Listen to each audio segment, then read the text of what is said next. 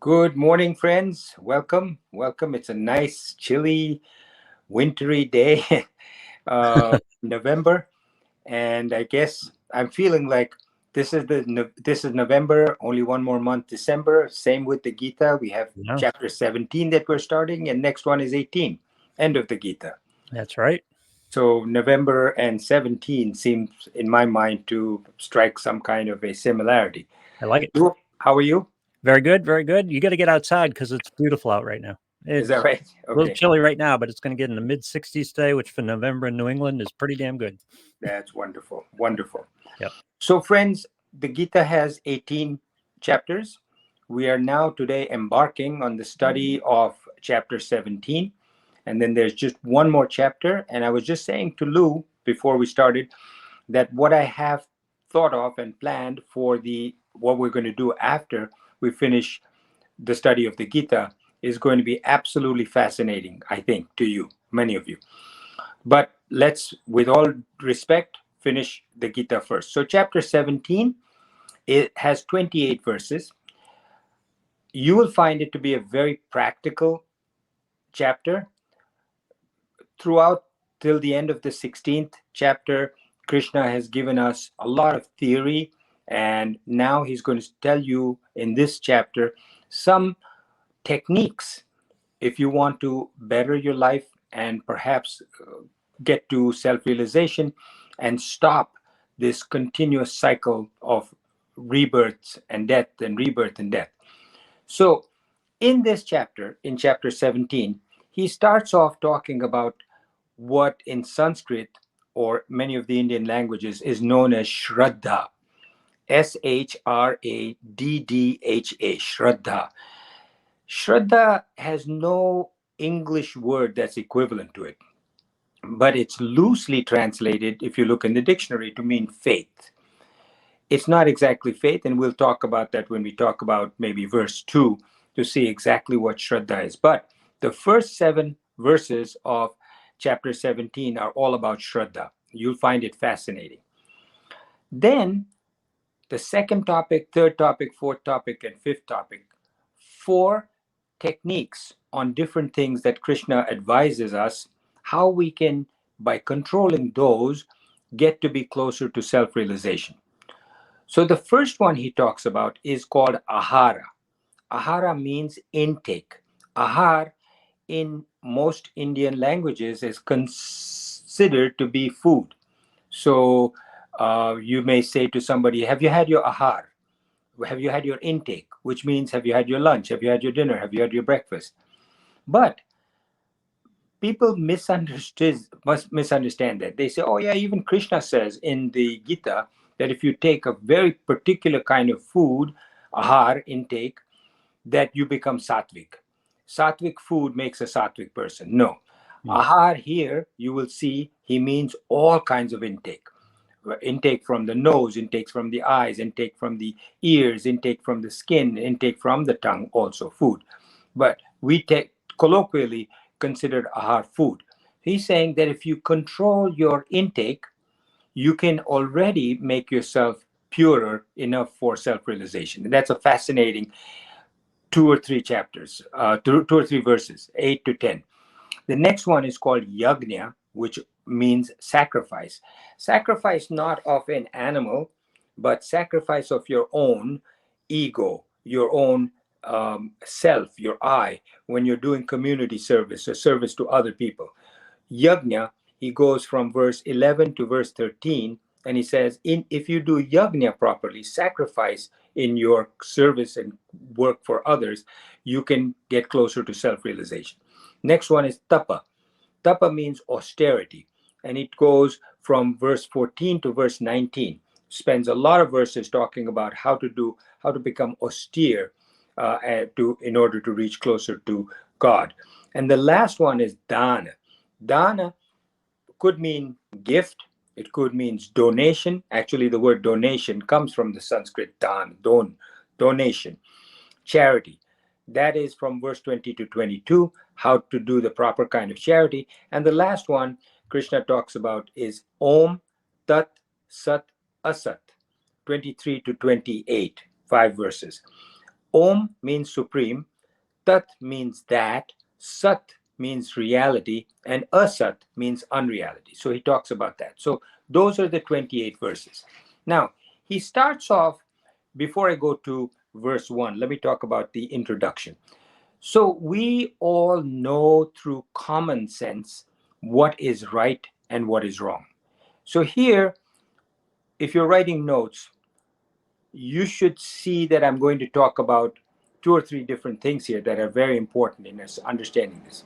One is common sense as to what is right and what is wrong. Okay, right and wrong. Second is what is like and dislike by you. Not everything that you think is right is what you like to do. So sometimes what you like to do may be right, sometimes what you like to do may be wrong. So on the one column would be what is right, what is wrong. On the second column is what you like and what you dislike. And the third column is, well, how do you know what is right and what is wrong and what you like and what you don't like? That's the third column.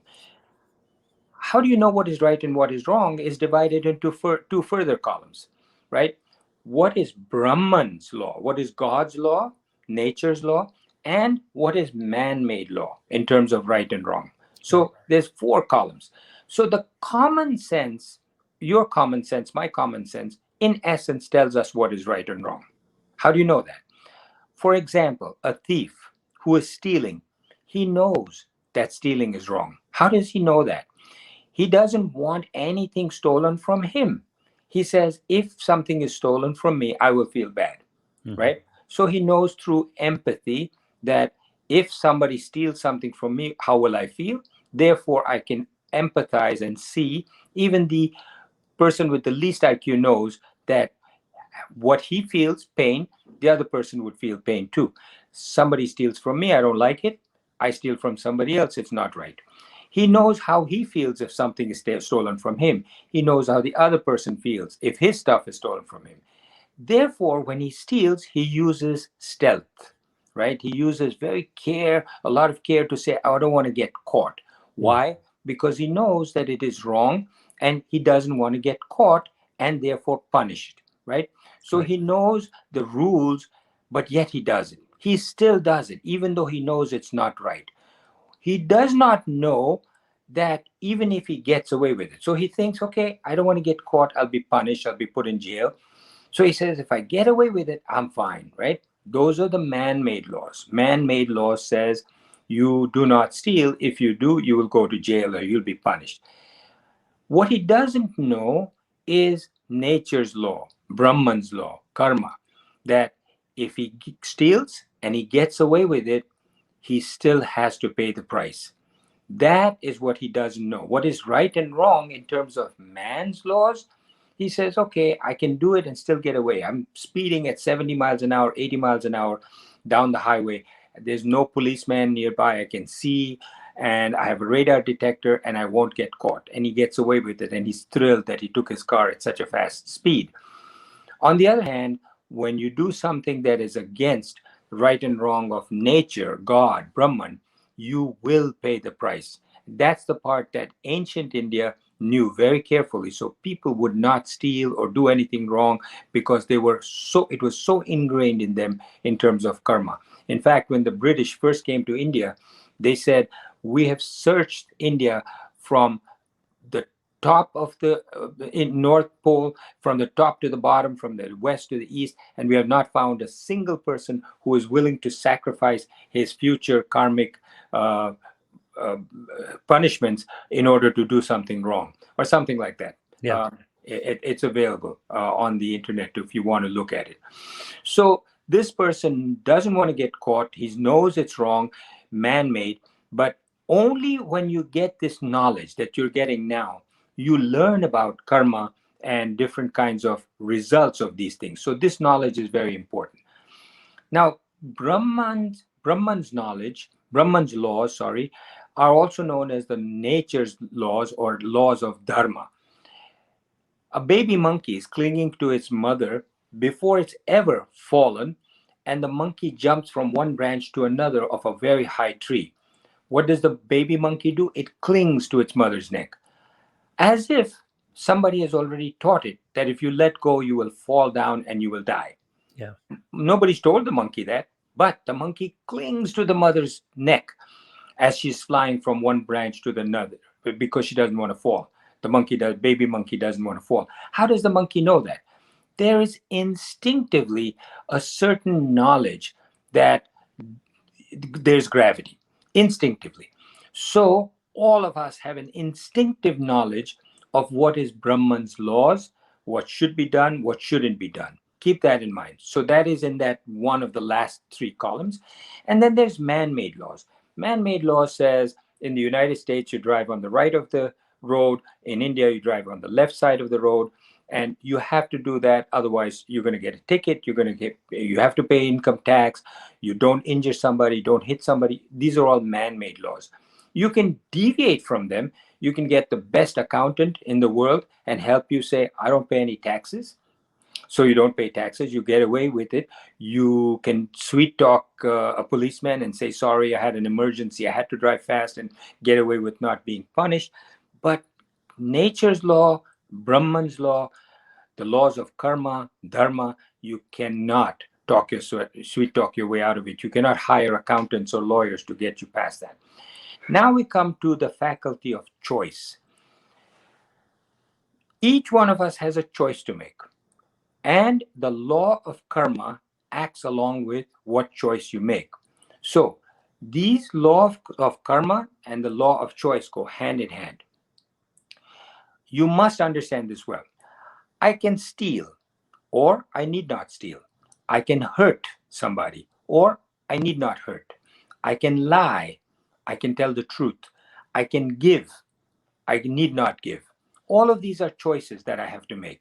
Now, the free will, the choice that I have in doing this, is not just what is wrong and what is right, but also what I like and what I don't like. So this is a web, right? This is what the Gita says. This web of free will, this choice, not just right and wrong. You may know this is wrong, but you like it, so you do it. It depends on right and wrong. It should be known through common sense as we know it. This is universal. That's what we said. The law of dharma are known to all of us. Like the baby monkey, knowing that it will fall if it lets go of its mother. The law of dharma is at the level of your choice, whatever choice you make. You drop an object, it's going to fall. That's the law of dharma. You make a choice to drop it or not to drop it. The law of karma is at the level of your action, not at the level of your choice. You cannot avoid the consequences, karma. If you disobey the law of dharma, you can avoid the punishment if you break the law of a man. If you have a choice and you make it, you will see the result. This is a key as far as us human beings are concerned. You have a choice and you make it, you will pay the price. Either good if you've done good things or bad if you've done bad things. This is unique to human beings. Animals are pre-programmed and therefore there's no karma. Whatever they do according to what they're pre-programmed by nature, so they don't pay a price. However, this is interesting. As animals evolve and they get intelligent, they may not have an intellect the way we have an intellect, but they have a rudimentary intellect. My wife and I had gone to Africa on a safari with some friends. They told us, and the tour guide told us, come out here at early morning, like 3 o'clock, or you can stay here at night. And early in the morning, just around sunrise or before, you will see animals coming to the water hole. And so they had this shelter made through which you can see. And there were elephants coming there. And there was some kind of like a graveyard, that big one that was built over there by the Africans. The story was that the rhinoceroses and the elephants all came over there for the waterhole. Mm-hmm. The one matriarch of the elephant tribe had a baby, and one rhinoceros had a baby. The baby elephant and the baby rhinoceros were playing together, and they got into a fight, and they started pushing each other around. Baby elephant and baby rhinoceros. The mother rhinoceros came and she pushed the baby elephant aside. Okay. And then took her baby rhinoceros and went away. The mother elephant heard this, the baby crying, turned around, came towards the baby rhinoceros along with some other male and female large elephants, and trampled the baby rhinoceros to death Yeah. Yeah. out of revenge because of what the mother rhinoceros did. This is what we were told. Yeah. And then they walked off, right? Now, one rhinoceros against a whole tribe of elephants couldn't do anything. The elephants went away.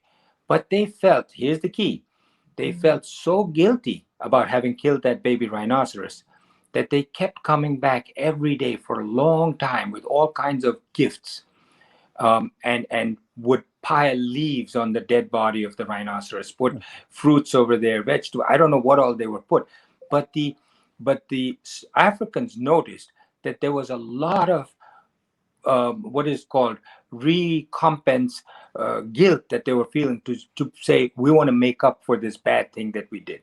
Yeah. So we say that animals are pre-programmed and that they do not suffer any karma and they don't feel any guilt, because after all, who decides what is karma, what is right, what is wrong? That is decided by our conscience. There's no God up there that makes a note in a book to say, oh, you did this, okay, you're going to be punished. As soon as our conscience tells us that what you did was wrong, that's marked down as your karma.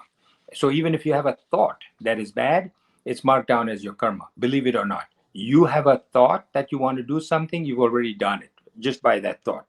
So if I know that I rob somebody's money, I will get the money. I know what I will be able to buy with the money, but what I lose by robbing, I do not know. I do not know the law of karma. And that is where the Sanskrit term adrishta phala comes in. Adrishta means unseen, phala means fruit. So there's an unseen fruit that you get by doing something that you shouldn't be doing.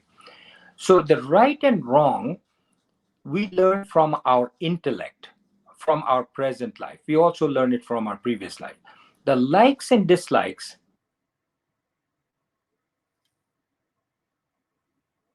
Oh, you muted yourself there for a second. Look like. How about now? There we go. Now you're good. Yep. Okay, sorry. What we like, what we dislike, comes to us not just from our present life, but also from our past lives. It can be changed, but not easily. What we like, what we dislike, is brought with us from our previous life. You see that with young children. From an early age, I have 4 grandchildren. Each one has a different like and dislike. It's not all the same. You can change it, but it's not easy. What we like may not be right, and what we dislike may not be wrong. We are what our Shraddha is. I mentioned Shraddha before. We'll talk about it more detail in the next episode. Shraddha can be faith, can be sattvic faith, rajasic faith, and tamasic faith. You like sattvic qualities in another person. It's like gold. If you have gold and it falls in the slush and the mud, or some feces, even animal cow dung, you will pick up that nugget of gold and you will wash it and polish it off, and you will be attracted to it no matter how dirty it is after falling down. Similarly, you see a sattvic quality in a man who is like gold. He has godlike qualities. He's compassionate, he's kind, he's gentle, he's truthful, he's honest. All the qualities that we've heard about in the Gita in the last 16 chapters. You see those qualities. He could be dressed in horrible clothes, living up in the Himalayan mountains, not having showered for days on end, but it doesn't matter to you. You see these sattvic qualities and they shine through like gold. So deep inside, we revere those sattvic qualities. We respect them. Then, if we respect those qualities in them, they start to inculcate and start to develop within ourselves. Our Shraddha is sattvic. If we respect instead wealth and power, strong man, very wealthy, strong in terms of business, we are worshipping Rajasic Shraddhas. That is very Rajasic. If, on the other hand, These qualities are seen in a person that has both rajasic qualities as well as sattvic qualities. So if somebody could be very powerful in business, very sharp intellectually, very wealthy, but at the same time he's very compassionate, gives a lot, like Raja Janaka. He gave a lot to poor people, was very kind, very gentle, very positive, godlike qualities, but at the same time he was a very powerful, rich king. Now, which of those qualities do you find attractive? Do you find that you're attracted to his goodness, or you find you're attracted to his wealth and power? It could be either. Mm. That determines where your Shraddha is. If your Shraddha is more towards wealth and power, you're going to be Rajasic Shraddha. So, Rakshasas, these demons who have wealth and power are all around us. Are you a worshiper of violence, robbing, bank robberies, etc.? Majority of us are. Very few of us are really truly sattvic. The majority of us, if you turn on a TV, what do you want to see? You don't want to see a purely sattvic movie all about devotion. Rarely. Most of the time, you want to see a bank robbery. You want to see James Bond. You want to see action. You want to see fast cars, guns, shooting. That's a worshiper of violence and robbing, etc., to be honest with you. And that is more rajasic and tamasic qualities. A person may have both sattvic qualities and yet be wealthy and powerful. Which ones do we revere is what you need to look out for yourself. The qualities you respect and revere will be the ones that are enhanced in you. That is something to keep in mind. What Krishna says is, if you revere more and more the sattvic qualities in the person, you will become sattvic. Tamasic, the last one, is in the olden days, they used to invoke black magic, supernatural forces, witches, demons. These are people who are out of tune with society. They take the help of hoodlums, gangs, tamasic shraddha, and they do things that a sattvic person wouldn't do, evil. Most of us have rajasic and tamasic shraddha. Sattvic shraddha is very rare. So, um, how much time do I have, Lou? Well, we're 22 minutes in, so Okay, good. about as much as you need. Okay, great. I still want to do verse number 1 at least. So we're still on the introduction of chapter 17. How to still the mind to make it relatively peaceful to get towards self-realization. You remember in the Gita we learned karma yoga, bhakti yoga, jnana yoga. So karma yoga means doing actions. So to still your mind, to keep it calm, to do, you just have to be. To be or not to be? Yes, to be. You be. You do seva, which is work to help somebody else. You do surrender without your ego. You show compassion. You be kind. You non attached to the fruits of your labor and to anything that you're doing. And you take whatever you get from your labors, from your karmas, as prasad, as a gift from God, whatever it is. Whatever the result is, you don't care. You're just taking it because you say, I do what I ought to do, and that's it. Then your mind becomes peaceful. That's karma yoga. Bhakti yoga is nirakar. God is nirakar. No form, no shape, nothing. You just a force, an energy, no personification. You have to develop a love for God that has no form. That's hard. So you start by looking at a form, a picture, a photograph, a church, a being on a cross, or the cross itself. But ultimately, you have to learn to respect the God within you. Respect the God within somebody else. That's the next step. That's called bhakti or devotion. Not just singing and praying and saying prayers. Bhakti, that devotion, quietens the mind quite a bit. And the last one is knowledge, what you're getting today, what we get by studying the Gita and the Upanishads. Knowledge and wisdom of the Supreme, of this world. Why? Why is knowledge and wisdom important for us to get to be self realized? Because a lot of our agitation, mental agitation, is caused by fear of the unknown and ignorance of life itself, of what we're going through, who we are, what the world is all about, what is life, what is death. All of that ignorance is wiped away when you study these scriptures. The wisdom and knowledge you get, makes you, in a way, less fearful. Or if you're self realized, you're fearless. And that's a definition of self realization, to be fearless. So the doubts of who am I, the doubts of what is death, what is life, etc., all that gets cleared with knowledge. And when the mind becomes perfectly still, then we can go into a state of meditation. It may still appear that the world is there, or you are there, your body is there, but your perspective towards all of this changes. So Krishna had concluded verse 16, if you remember, by saying, follow the scriptures. Mhm. Now, in verse 1, Arjuna asks a question. If I follow the scriptures, Arjuna asks, here's verse 1, those who don't follow scriptural guidance, yet those who worship with shraddha and faith and devotion, what is their state? Are they sattvic? Are they rajasic? Or are they tamasic?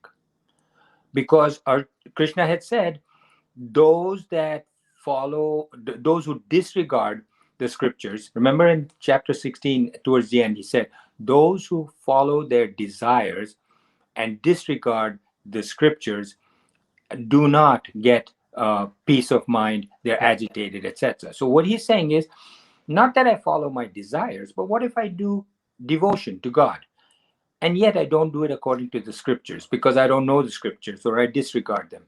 Right. What is my state? Am I sattvic? Am I rajasic? Or am I tamasic? And um, what if I don't follow what my teacher taught me? What about the traditions? Krishna says, what is their condition? Arjuna says, somebody prays and worships with shraddha, but not according to what the scriptures recommend, Gita, Upanishads. He's very devout when it comes to doing their religious practices, but not following scriptural ordinances. Um, Here, he then goes into, in the next few verses, explaining what exactly shraddha is, and how, if you have shraddha, as long as it's sattvic, rajasic, or tamasic, doesn't matter what the consequences are. So, with that, friends, let's stop here. This is the end of verse 1. And the next few verses, till verse 7, he talks about the Shraddha itself. So, let's continue there. And I thank you very much for joining us. Lou, thank you.